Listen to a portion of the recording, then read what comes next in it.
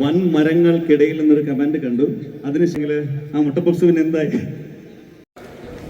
ഗോതയിലൊക്കെ സഹസംവിധായകനായിരുന്നു ജിതിൻ.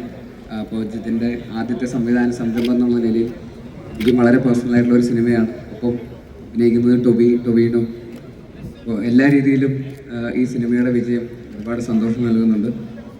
ജിതിൻ്റെ ആ ഒരു ജേണി ആദ്യം മുതലേ തന്നെ നേരിട്ട് അറിഞ്ഞ് കേട്ട് കണ്ടുവന്ന ഒരാളാണ്. അതുകൊണ്ട് തന്നെ ഈ ഒരു സക്സസ് ഭയങ്കരമായിട്ട് ഡിസേർവ് ചെയ്യുന്ന ഒരു സിനിമയാണ്. ഈ ഒരു 100 crore നേടി ഇവിടെ എത്തി നിൽക്കുന്നു എന്ന് പറയുന്നത്, ഈ സിനിമ ആത്മാർത്ഥമായിട്ട് ജോലി ചെയ്തിട്ടുണ്ടെങ്കിൽ സക്സസ് നമ്മളെ തേടിയെത്തും എന്നുള്ളതിന് ഏറ്റവും വലിയ ഉദാഹരണമാണ്, ഏറ്റവും ഒടുവിലത്തെ ഉദാഹരണമാണ് AR.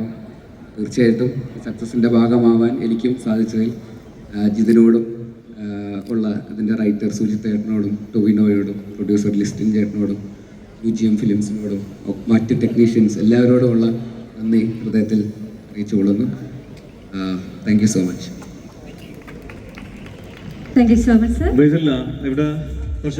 എനിക്ക് തോന്നുന്നു ഞാനും ബേസിലേട്ടനും ഒക്കെ ഒരു ഷോർട്ട് ഫിലിമിൻ്റെ സ്റ്റാർട്ടിങ്ങിലാണ് തുടങ്ങുന്നത്.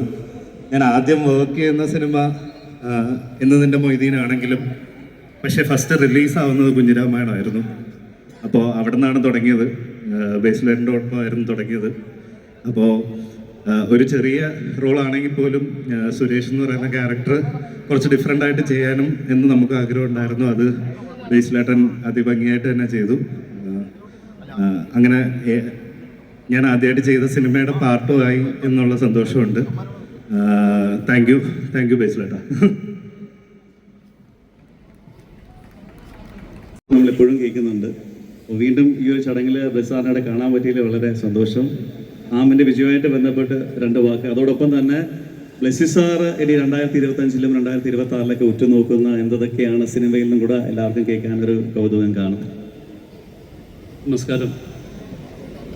എല്ലാവർക്കും വളരെ സന്തോഷമുള്ള ഒരു സമയമാണ്. പ്രത്യേകിച്ച് ഒരു സംവിധായകൻ്റെ ആദ്യ സിനിമ ഇങ്ങനെ ആഘോഷിക്കാൻ കഴിയുന്നു എന്ന് പറയുന്നത് ഇൻഡസ്ട്രിയെ സംബന്ധിച്ചിടത്തോളം വളരെ അഭിമാനമുള്ള കാര്യമാണ്.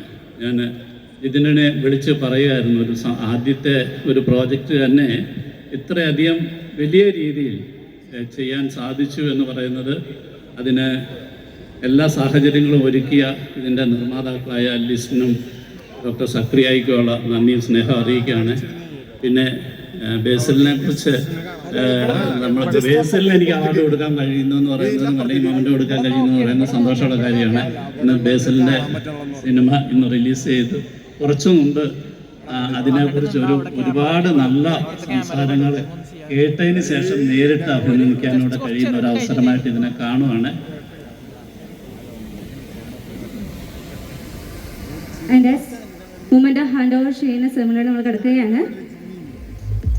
ഇങ്ങനൊരു അവസരം ഒതുക്കിയതിൽ ഒരുപാട് സന്തോഷം. Being A fan boy, Aadujeevitham വരെ ഉള്ള സിനിമകൾ അത്രയേറെ ഇൻസ്പയർ ചെയ്തിട്ടുള്ള ഒരു സംവിധായകൻ എന്നുള്ള നിലയിൽ ബ്ലെസ്സി സാർ ഇങ്ങനെ ഒരു വേദിയിൽ ഇവിടെ എത്തുകയും ഈ ഒരു മൊമെൻ്റ് നൽകുകയും ചെയ്തതിൽ എനിക്ക് ഒരുപാട് സന്തോഷം. Jithin, thank you for the opportunity. Thank you Basil. അതോടൊപ്പം തന്നെ കഴിഞ്ഞ ദിവസം നമ്മൾ എംബുരാന്റെ ഫംഗ്ഷനിൽ വെച്ച് കണ്ടപ്പോൾ ലാലേട്ടൻ്റെയും മമ്മൂക്കയുടെയും ബാക്കിൽ ഇരുന്നുകൊണ്ട് വൻ മരങ്ങൾക്കിടയിൽ നിന്നൊരു കമന്റ് കണ്ടു. അതിനുശേഷമുള്ള ഒരു മുട്ടപ്പപ്സ് ഇപ്പോൾ ആയിട്ട് ലോകം മൊത്തം ചുറ്റിക്കൊണ്ടിരിക്കുകയാണ്. ടൊവി ഉണ്ടായിരുന്നെങ്കിൽ ടൊവിയെ കൂടെ വിളിച്ച് സംസാരിക്കണം എന്നുണ്ടായിരുന്നു. ഇനി ബൈ ചാൻസ് ഇവിടെ ടൊവിയെ മിസ് ചെയ്യുകയാണെങ്കിൽ അതുമായിട്ട് ബന്ധപ്പെട്ട് എന്തെങ്കിലും സംസാരിക്കാനുണ്ടോ, അല്ലെങ്കിൽ ആ മുട്ടപ്പപ്സ് പിന്നെ എന്തായി? അവിടെ കഴിഞ്ഞു.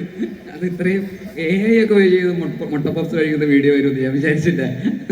ടെക്നോളജിയുടെ ഒരു വളർച്ചയെ ഇപ്പൊ കൈ കൊടുക്കാനൊക്കെ ഭയങ്കര പ്രശ്നം. ഞാൻ ടോയ് കറക്റ്റ് കിട്ടി. Thank you. ഒരു ഗംഭീര കൈ ഫോർ ബേസിൽ ജോസഫ്.